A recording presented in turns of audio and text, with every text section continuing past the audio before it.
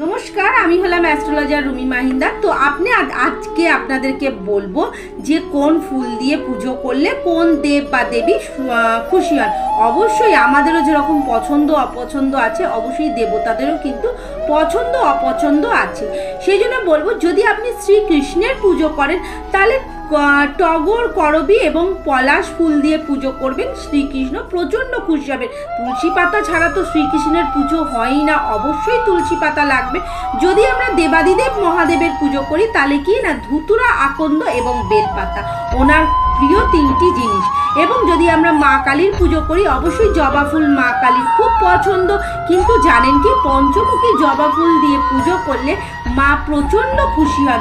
যদি আমরা দেবী সরস্বতীর পুজো করি, অবশ্যই কিন্তু বাসন্তী রঙের গেঁদা, সেটা কিন্তু মায়ের খুব পছন্দ। বাসন্তী রঙটাই কিন্তু মায়ের খুব পছন্দের রঙ। যদি আমরা বাসন্তী রঙের ফুল দিয়ে পুজো করি তাহলে কিন্তু মা খুব খুশি হয়।